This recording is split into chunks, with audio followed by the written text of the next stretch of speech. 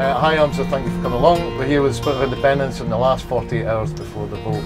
And I want to ask you a few questions about yourself. Sure. There'll be people who don't know who you are and your background and your role, and of course what you're hoping for to come out of the vote and what your key things are. So tell us a little bit about your background and what you're doing just now.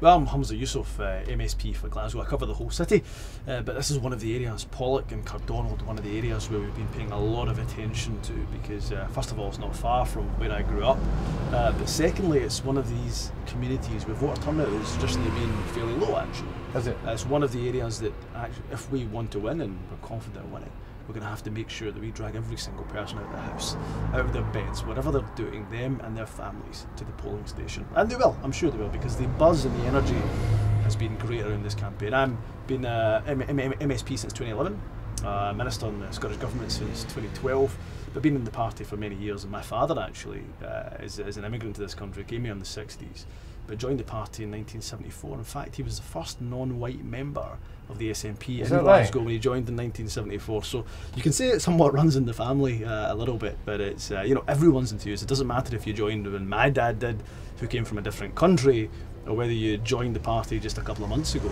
or whether you're not part of any political party but you're part of the Yes campaign. And we've got, as you know, hundreds of groups across the country that have sprung up out of nowhere.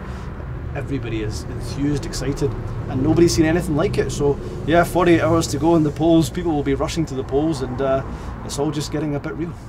And going back to your family, where did they come from and why did they choose Scotland? You know, my father came from, with my grandfather came from Pakistan. My mother's parents came from Kenya, so different parts of the world. A lot of Asians were in East Africa. Yeah. A lot of them travelled over, and you know, they chose Scotland for a simple reason that you know, they heard there was jobs going, economic reasons. But what I found interesting about my grandfather's story and all of the immigrants that came here was they didn't know the culture, they didn't know the language. They didn't know the business, they didn't know the economic statistics of the country. Frankly, half of them didn't even know where Scotland was. But they went for it because they believed in themselves. They said, wherever we go, we know that we can make a good life for ourselves, because we trust our own hard work ethic, we trust our own business acumen, you know, we trust our own children to have a good education because we're going to bring them up well. And for me, that says something about Scotland. Yeah, look, I'm not going to pretend I know every answer to every single question, dotting every I and crossing every single T on Independence Day. But I'll tell you what, I've got enough belief in the Scottish people that wherever they come from, how long they've been in this country, how many generations they've been, or if they just arrived, I've got faith in every single one of them, young to old, whatever profession, that they can make a great success of this great nation. And tell me, for the undecideds, there might be still quite a few left. What is the key? What do you think their key concerns are, and how can we overcome them? You know, I speak to a lot of undecideds, you're right. Even at this moment in time, there's still some people who are undecided. And I wouldn't bombard them with statistics, because let's face it, they've had 50 statistics from one side, 50 statistics from the other side.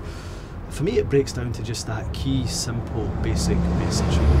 Two key basic messages, actually. One is, surely nobody can make better decisions about this country than the people who live in this country.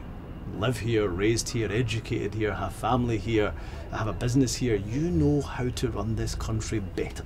Doesn't matter if you're English Scot, Irish Scot, Pakistani Scot, Chinese Scot, African, doesn't matter what kind of Scot you are. If you live here, this is your home and you can make the best decisions for your home, just as you do in your own home, with your own family. This country is no different. And I suppose the second key message is that this is a wealthy country. We know that. Even our opponents say that Scotland is a wealthy and could be a successful independent nation. But the question we have to ask ourselves is, why is all the wealth in this country not being spent on the people here? Why do we have poverty? In fact, if you and I were to just go a mile down this road, we'd run into a food bank that I've been at a couple of times during my MSP career.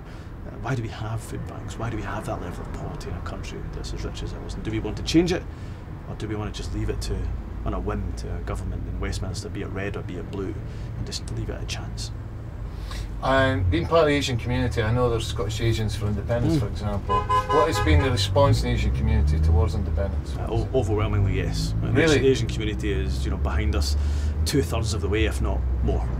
You know, there's a bit of a generation gap. You know, the younger generation much more.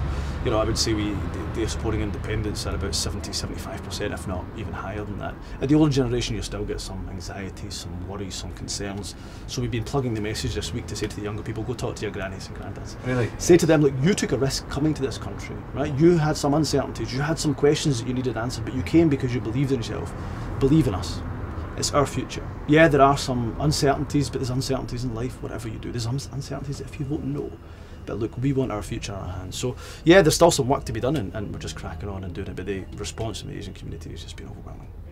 And are you getting much sleep? No, but I don't expect so. I mean, I was coming off a TV interview, and you get a bit of makeup so your face doesn't powder, and she said to me, here's the wipes. I said, no, I'll leave them on. I don't want people to see what I look like without any sleep.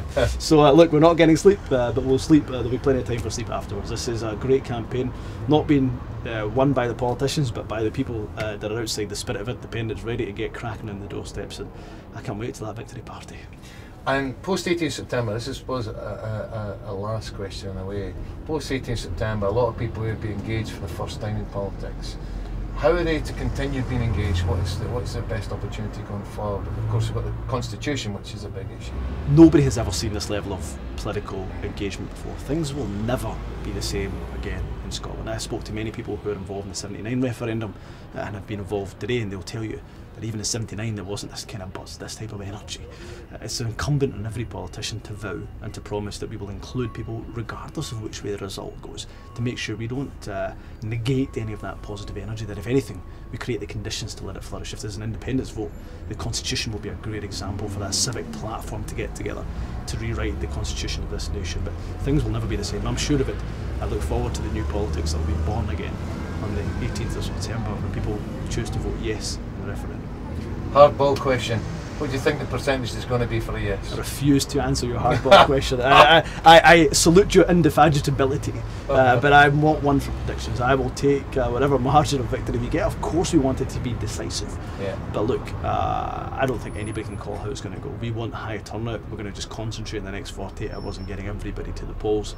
And let's hope, let's pray, let's send positive vibes. Let's do whatever we can to make sure that we get the right result on the 18th. Great, Humza, it's a pleasure. Thanks a lot. Thank you. Great pleasure. Cheers.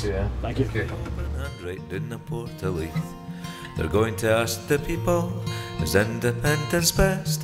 I'm thinking Bonnie Scotland, but the answer could be yeah.